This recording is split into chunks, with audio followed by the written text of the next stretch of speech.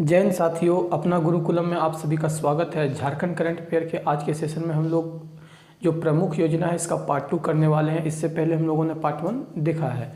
मैंने इससे पहले भी एक बार योजना को पूरा वृत्तांत में पढ़ाया है दोस्तों, लेकिन इसमें फिर से इसलिए पढ़ा रहा हूँ ताकि ये चैप्टर ही ऐसा है कि इसको मतलब बहुत इंपॉर्टेंट आप ले सकते हैं। एग्ज़ाम कोई भी ऐसा एग्ज़ाम झारखंड का नहीं होता है जिसमें योजना से रिलेटेड 2 या 3 प्रश्न नहीं पूछे जाते हैं। एक में तो खैर कोई मतलब दाग ही नहीं है दोस्तों, एक प्रश्न तो पूछा ही पूछा जाएगा, लेकिन हो सकता है कि 2 या 3 प्रश्न भी कभी कभी पूछ दिया जाता है। इसलिए ये टॉपिक इतना इंपॉर्टेंट है, इसीलिए मैं इसको 2 बार पढ़ा रहा हूँ। पहले मैंने एक बार इसको पढ़ा चुका है, वहाँ भी मैंने 2-3 पार्ट में ख़त्म किया था, और मैं फिर इसको शुरुआत किया हूँ और इसको भी मैं 2-3 पार्ट में ख़त्म कर दूंगा।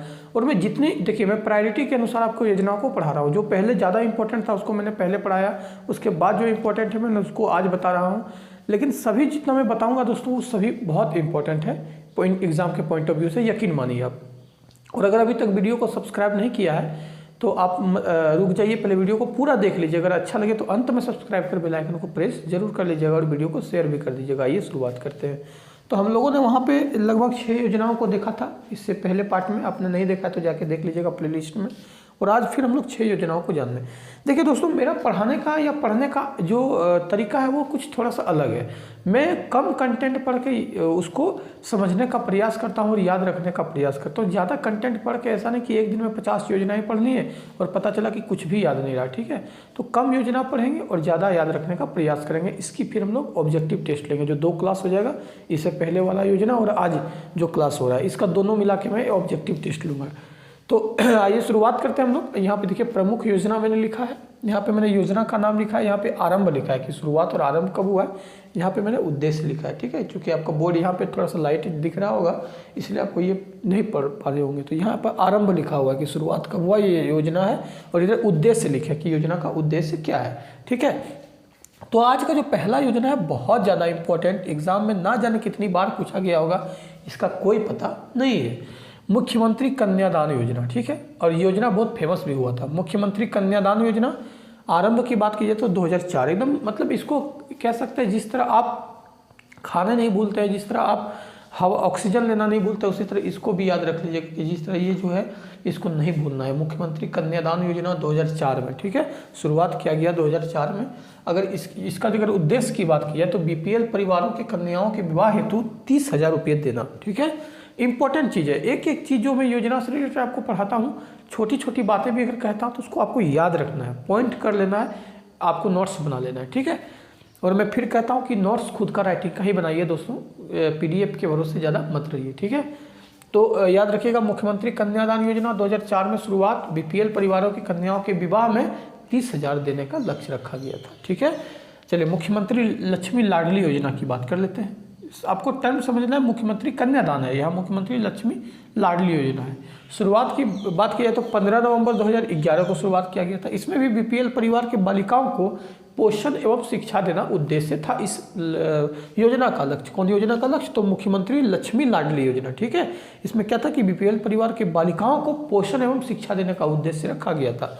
हम लोग नेक्स्ट आते हैं, नेक्स्ट है एकलव्य विद्यालय, ठीक है। और बहुत फेमस, ये भी एग्जाम में बहुत बार पूछा जाता है। तो एकलव्य विद्यालय का जो उद्देश्य था दोस्तों वो एसटी और एससी यानी अनुसूचित जनजाति और अनुसूचित जाति के छात्राओं को मुफ्त में आवास भी देना था, मतलब हॉस्टल देना था और शिक्षा देना था। ये एकलव्य विद्यालय का लक्ष्य था। अभी बहुत सारे एकलव्य विद्यालय झारखंड में कार्यरत है और बहुत अच्छे ढंग से इसको क्रियान्वयन किया जा रहा है। तो इसकी शुरुआत 2006 में किया गया था, याद रखिएगा, ठीक है। एकलव्य विद्यालय की बात करें तो 2006 में याद रखिएगा। और सॉरी दोस्तों, मैंने वहाँ पर एससी बता दिया, अनुसूचित जाति भी बता दिया, लेकिन नहीं, सिर्फ ये अनुसूचित जनजाति के बच्चों के लिए, ठीक है। अनुसूचित जनजाति के बच्चों को निःशुल्क हॉस्टल एवं शिक्षा प्रदान करना था, याद कर लीजिएगा, थोड़ा सुधार कर लीजिएगा। अनुसूचित जाति नहीं, अनुसूचित जनजाति के बच्चों को। चलिए हम लोग नेक्स्ट बढ़ते हैं, और ये भी इंपॉर्टेंट है, तिलका मांझी पंप योजना, ठीक है। अब देखिए, मैंने आपको पहले भी बताया था और मैं अभी भी एक चीज़ बताता हूँ। बहुत सारी योजना जो होती है उसके नाम से ही आपको उसका अर्थ पता चल जाएगा कि इसका क्या अर्थ हो सकता है, ठीक है। तो देख लीजिए, एकलव्य विद्यालय क्या हुआ, एकलव्य बहुत गरीब बच्चे थे, ठीक है। एकलव्य बहुत गरीब बच्चे थे और वो जब उनसे गुरु दक्षिणा के तौर पर अंगूठा मांगा गया था तो उन्होंने अपना अंगूठा दे दिया था, ठीक है। तो बहुत उनका नाम था, इसलिए उनके जगह पर एकलव्य विद्यालय तो मुफ्त हॉस्टल और शिक्षा।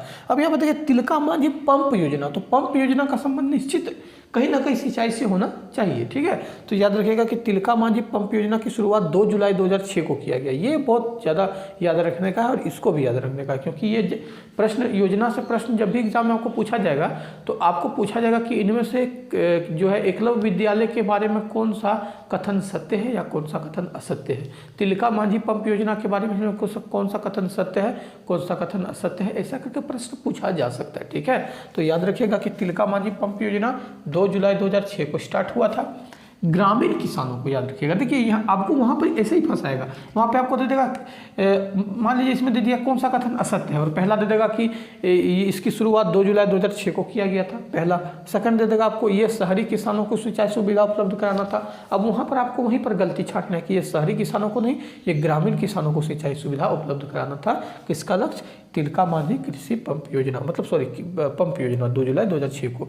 अगर नेक्स्ट की बात करें तो मेरी बेटी मेरी पहचान, ठीक है, नाम ही देखिए क्या है, मेरी बेटी मेरी पहचान। और ये इंपॉर्टेंट इसलिए हो जाता है क्योंकि ये किसी योजनाओं को मतलब प्रोत्साहित करने के लिए योजना बनाया गया था। ये इंपॉर्टेंट है, देखिए क्या मतलब किसी योजना को प्रोत्साहन करने के लिए कोई योजना बनाना इंपॉर्टेंट है, याद रखिएगा। ठीक है, मेरी बेटी मेरी पहचान 2016 में रघुवर दास तत्कालीन मुख्यमंत्री के शासनकाल में शुरू किया गया और बेटी बचाओ बेटी पढ़ाओ को प्रोत्साहन करना था लक्ष्य, याद रखिएगा। एग्जाम में आपको पूछा जाएगा कि इनमें से किस योजना का लक्ष्य जो है बेटी बचाओ बेटी पढ़ाओ को प्रोत्साहित करने के लिए बनाया गया है, तो याद रखिएगा कौन सा है, मेरी बेटी मेरी पहचान 2016 में, याद रखिएगा।